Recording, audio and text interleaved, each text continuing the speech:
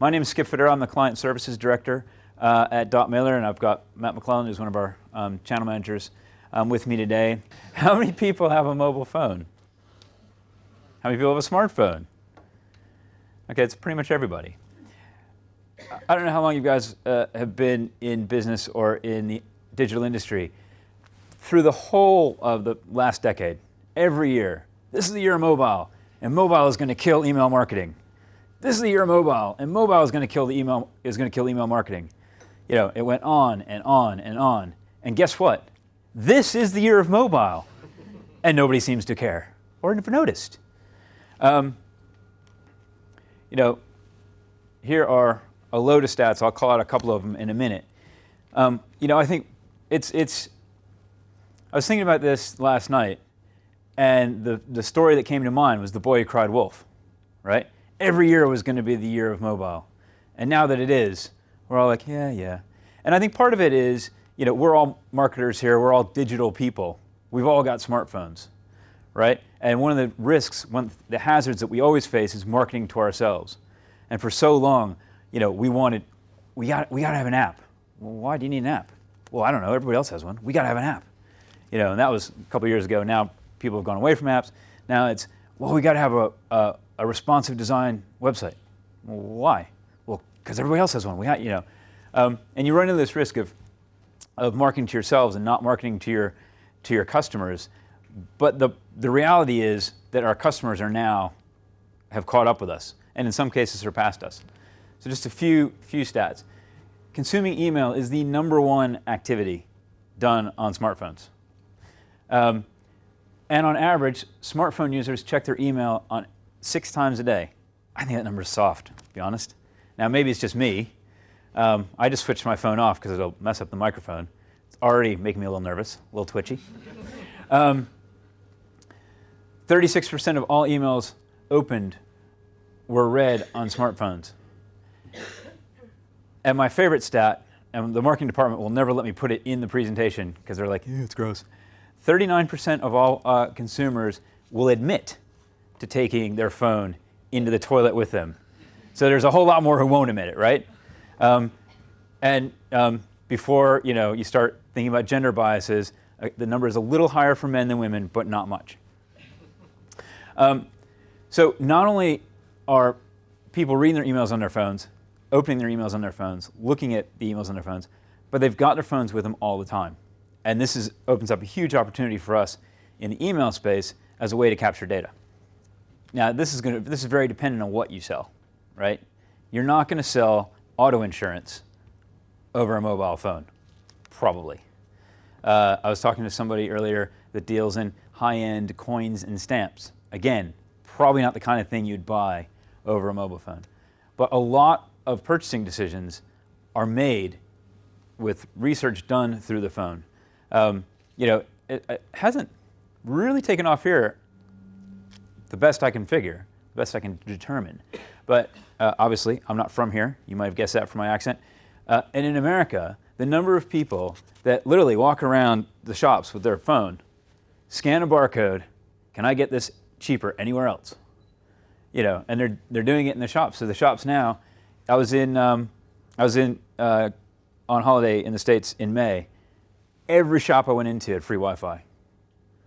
And it's all about capturing people and saying, don't go buy this from a competitor, buy it from us online. You can get it 10% cheaper online, right? This very product. Do you need it today? No. Fine, we'll deliver it to you.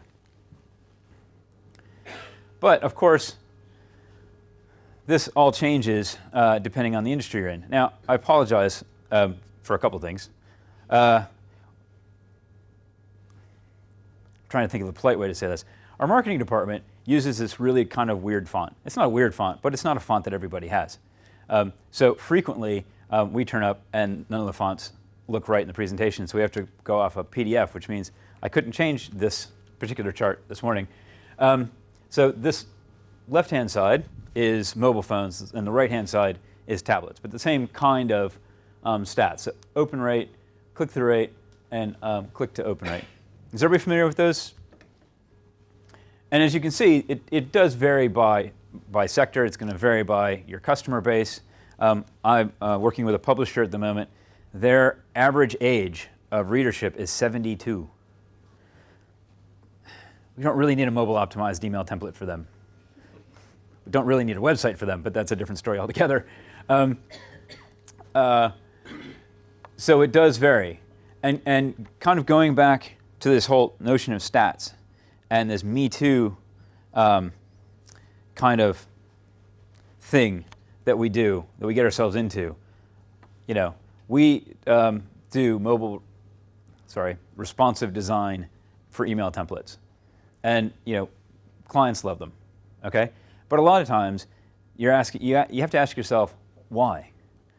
Are you getting the readership on a mobile? So it's very, very important. Don't do it just because you think you should. Do it because the stats indicate that you should. Matt's going to walk through some stats a little bit later, which show a number of different clients and their, you know, the kind of the mobile readership they have. And it, you know, it's all over the shop. How many people in this room have a mobile optimization strategy? Really? Okay. Well, 30% of your competitors do. Now, you might be sitting there thinking, ooh, must go back to the office. Right, I'm leaving right now. Must start creating my mobile optimization strategy. I think a lot of people, I think this is one of those survey questions, right? That you get the answer that they think you want to hear. Does your business have a mobile optimization strategy? Yes. We'll say yes. What I can tell you is we released a paper recently called Hitting the Mark, and we looked at the email marketing for 60 top online retailers or online sellers, both here and in the US.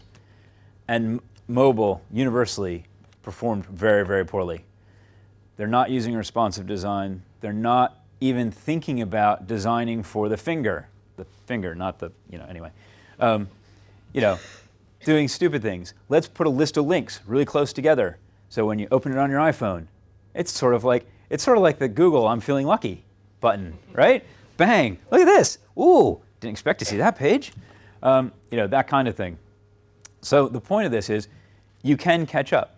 You can catch up very quickly, and you can surpass the competition very quickly. Because while a lot of people are talking about doing this, they're not really doing it. How are mobile phones redefining the rules? First off, let me ask a question. Do you remember, going back to what I said earlier, mobile is going to kill email. Mobile is going to kill social. Mobile is going to kill web. Mobile is going to... Anybody want to disagree with the statement, mobile is not a channel? It's a device. You know, we talk about mobile email, we talk about mobile web, and we talk about mobile search. If we throw the word, it's sort of like throwing I in front of stuff. For a long time, you threw I in front of stuff or E in front of stuff, and you were cool. Now it's mobile. We do mobile stuff. You know, mobile publishing. What's that? It's not, we don't talk about PC marketing. When was the last time you had a conversation about laptop marketing? What's our laptop strategy? What? It's a device. It's not a channel. But as a device, people do use it very, very differently and react very, very differently and interact with it very, very differently. And this is a comparison of how people interact with email, webmail, so Hotmail, Yahoo, Google, on their mobile and on their desktop. And so the interesting one for me, on webmail, huge percentage glance and delete. Why do we think that is? Well, it's probably because your webmail account is the one that you sort of sign up to, you know, it's your throwaway account, right? You might have two. Your Outlook account, that's important, that's work. A lot more stuff is read in Outlook, probably more stuff than needs to be read. But mobile, you've got a lot of people, almost half of the activity or emails are read and read fully. Why? Well, part of it, I think, and a large part of it, is it's time. Going back to your mobile is always with you. You're checking your mobile 6 times, you're checking your email on your phone 6 times a day. You're doing it when you have time, when you're on the bus, when you're on the train, you know, when you're on the toilet. You've got some spare time, you know, when you're in a lift, you've got some spare time, And you don't have to triage as rigorously because you know you have a set amount of time. What does this present to us? Okay? What are some opportunities that we have in the coming year? One, people are used to scrolling on their mobile. Okay? You do it all the time. And it's so easy, right? Just a little thumb thing, and you're scrolling. And as long as you're only scrolling one direction, everybody's happy. So this whole notion of above the fold, below the fold kind of goes away on a mobile device. It used to be a huge thing in the email space. Get all your content above the fold. 4G. 4G is going to help a lot. 3G, great. You throw a lot of pictures in your email, and it's really slow to download. And people get frustrated, bored, they skip your email, move on to the next one. 4G opens that up for us. You know, as much as we like to talk about the UK being digital, London being a digital city, but the proliferation of Wi-Fi hotspots, people always being connected, being able to get online, so not only get your email, but then go right from your email into a video, onto a website, you know, wherever you want to put them, having that connection be very, very fast is a huge opportunity. And it's a great, great, great device for capturing new customers and starting to market to them. So I think Matt's got a few examples, some stuff we're doing with Goodwood as an example of just a great way. You got a captive audience and you want to leverage that. But it's not all rosy. Some challenges that are posed by mobile. The first one is screen size. It is what it is. And you have to, at the very least, think about that. I mentioned the phrase earlier, designing for the finger. It's, you know, very much about getting your message across, getting it across very quickly, and getting people to your website. In fact, my design team hates it when I say this. If somebody reads your email, your copywriter has failed. Because you don't want them to read your email. You want them to click on your email. You can't sell something from an email. So if you've got loads of pretty pictures and loads of engaging content in your email and somebody reads it from top to bottom, but doesn't click, you failed. If they read it from top to bottom, but because they spent so much time reading your email, they only spend 30 seconds on your website, you failed. What you want is somebody to see your email, click on it, get to your website, and then move forward from that. And it doesn't matter whether that's on mobile, PC, or whatever. Orientation is a bit of a challenge. Which way is up? I'm trying to, I've challenged our creative team to come up with a way. So I don't know if you notice, that's gonna be a disaster. If you, on an iPhone, email won't let you invert. Like it will, it'll go sideways, it'll go horizontal, but if you flip it all the way over, it goes back vertical, but goes upside down. And I'm trying to figure out, there's got to be a way we can leverage that.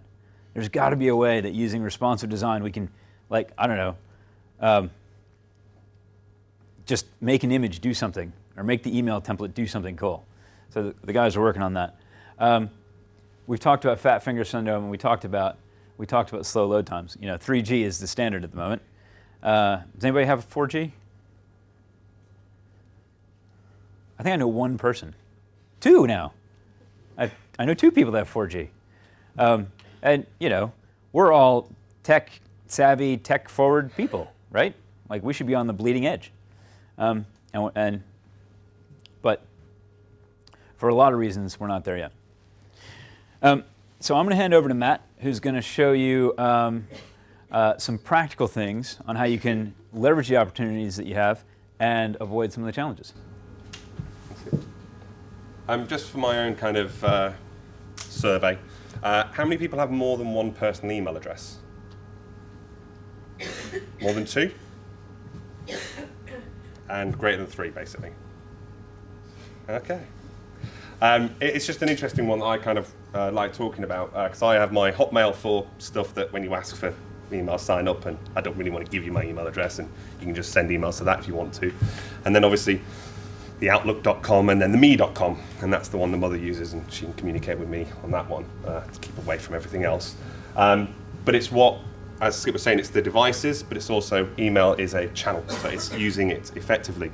And these are the operating systems that people are using them on. There's an interesting statistic that actually worldwide, Android accounts for about 80% of operating systems. Well, this is purely focused inside the UK. And Skip and I were having an interesting debate last night because this is the latest dotMailer report. So this is our own email sends and what our clients are opening up emails on. And as you can see here, 64% Outlook, only 11% iPhone. And this, I suppose it's our own marketing department. They're as constrained as you in many respects. We push many more projects on them than we should do. But more importantly is what time of day they send. And it's mainly through the middle of the day. We're mainly focused on organizations like yourself, and you are at your desks when we send our emails. So, like I say, we do have responsive design, but obviously it's not as important as this particular example here. This is one of our telecommunications clients, and they're sent to 1 million contacts. And this was April last year. So for them, it's going to be higher than the averages because they sell phones. And for that reason, it was 51%. But if I actually skip back, you can see how much it's taken over. So in just 1 year, iPhone has completely taken over their entire open rates. But as Skip was mentioning, this is slightly skewed in a lot of respects because iPhones, iPads automatically download images, whereas Blackberries and Androids don't. And in a couple of tips in a few moments, we'll go through why that is. When looking actually at what we can do with email, as Skip was saying, we've got so much opportunity. They are on a train, waiting for a friend, or on the toilet. You've got time to ask them questions so that you can learn more about your recipients. At the end of the day, the more you know about them, the better you can target, the more effective your marketing will be.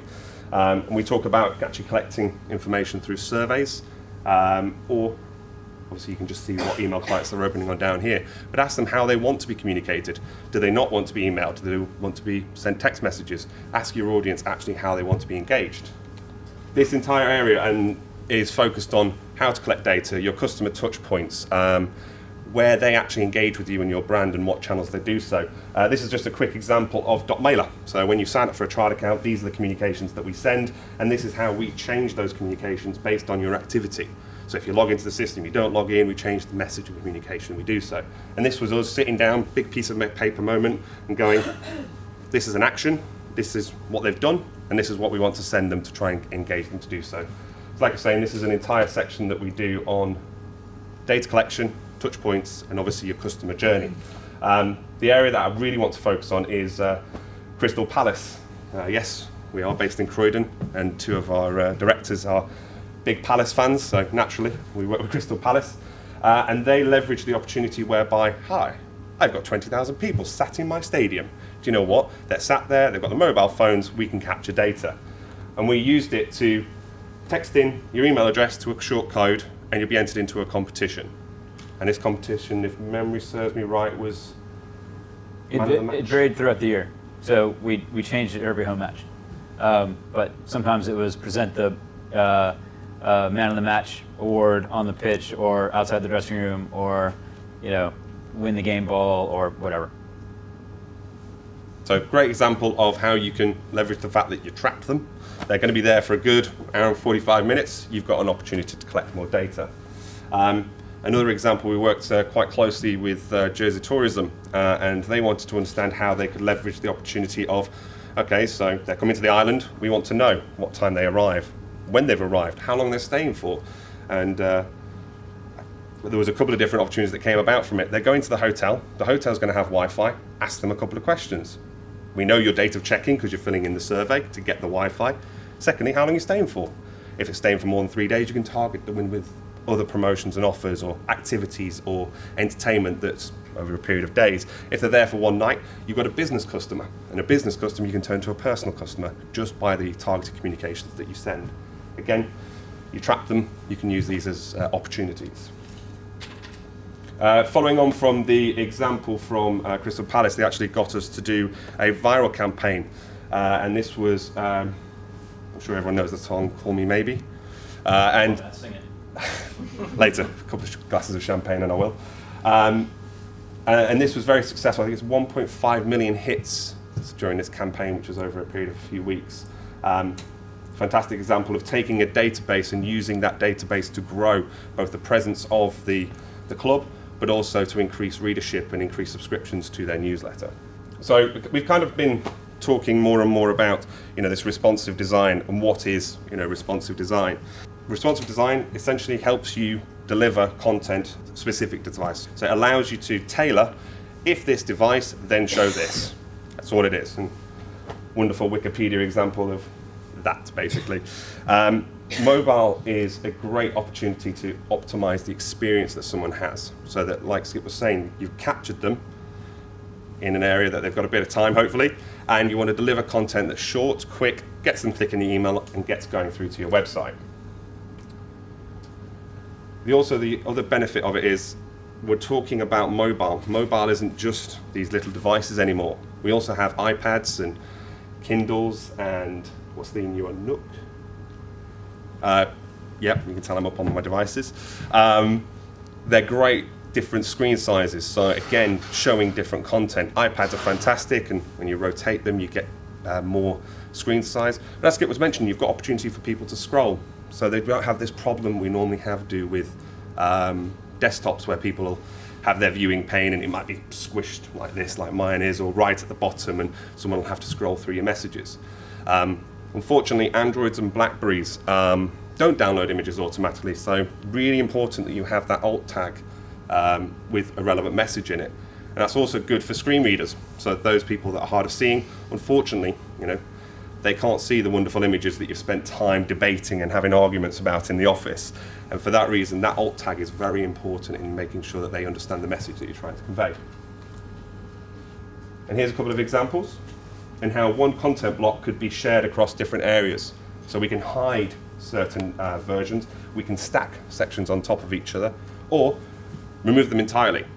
So for mobile devices or tablets, you could hide certain content that may be image heavy, so it's going to take longer to download on a smart device, if they're on 3G, for example, or it's an image that you've spent time debating, and it's quite a large, heavy-hitting, 600 pixels wide to the width of your email, and therefore might not scale down as effectively. 7 key tips on mobile devices. Now, the top one is choose your words carefully, and this focuses on the subject line. I am, unfortunately, it's my own fault, I'm a very sad person when it comes to watching people on trains. I watch how they use their phones when they're reading their emails, and that sounds scary, I know. But it provides me with a great opportunity to watch people as they press archive or trash. They read your subject line. They don't wait if it's not engaging. You've got a few seconds to capture that person's attention. If they're on the train, they just do this. They archive through, they've got 30 messages. We all have at least 2 email accounts. So we're going through a number of messages that are there. Capturing their attention is very important, short and snappy, getting your message across in the first couple of words. The other consideration, people have been talking, another big topic, I must have symbols in my email. I must have a plane going across if I sell flights, or an arrow pointing towards the main message of the article. Again, it's something to try. It's something to test, and kind of the caveat to everything I'll say is there's no silver bullet. It's test, and keep testing. The second point is less is more. So actually, when you're using responsive design, use it effectively. We were talking about focusing on content for that device that's opening it up, making sure that individual, if they're on a mobile device, you might want to shrink the text box so that you capture their attention straight away, but they have to click to read more to go to your website. As Skip was mentioning, you don't sell products on an email. It's obviously on your website. Make the most of things big. These kind of interlink with the design of fat finger syndrome. As you can see, I have big hands. I can't use iPhones because I click 5 links at once, even if you have optimized it for a mobile phone.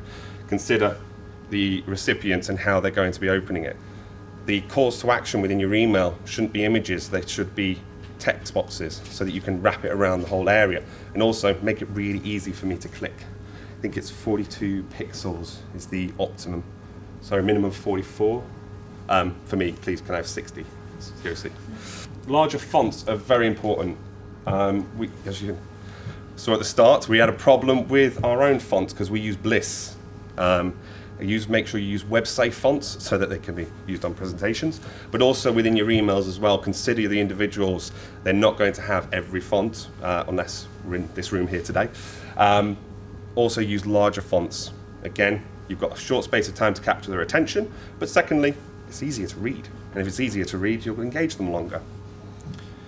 The final point at the bottom was using the alt tags, which I mentioned. It is kind of a really important point because of trying to remember the disability discrimination. You should just do it. Yeah, let's just go with that.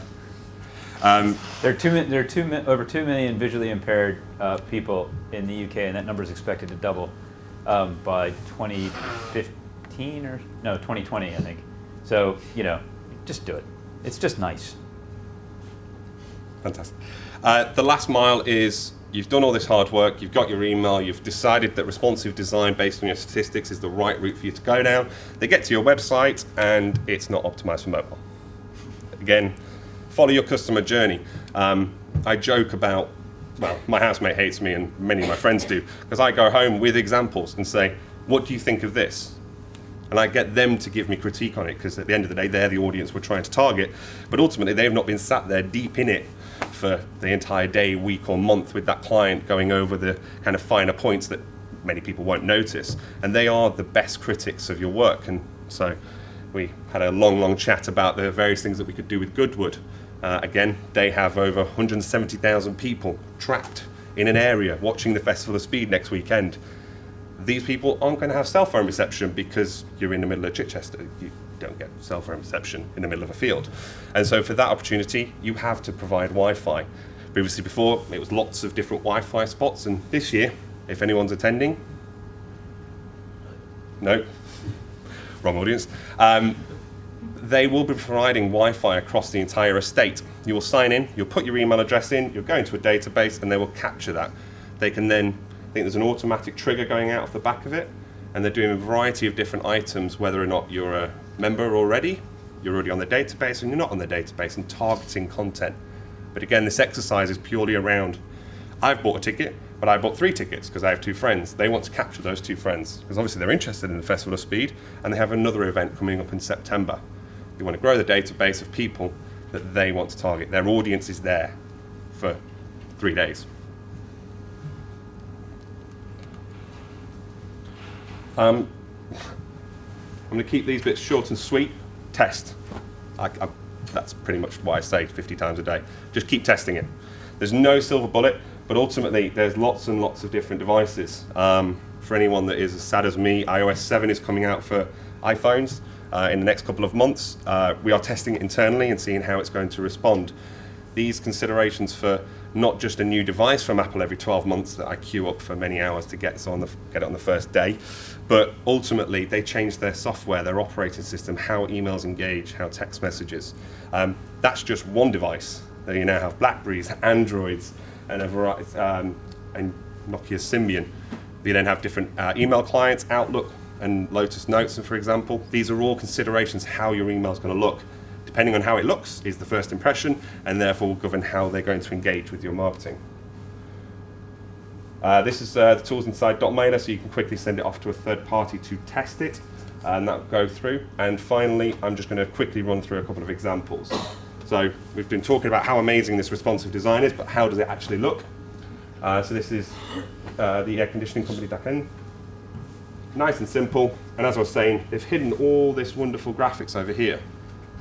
And that's a great way to quickly get someone to engage. You've got your season greetings message straight to the point. If they then go onto their desktop version, they will see all the wonderful effort that you've put into the email.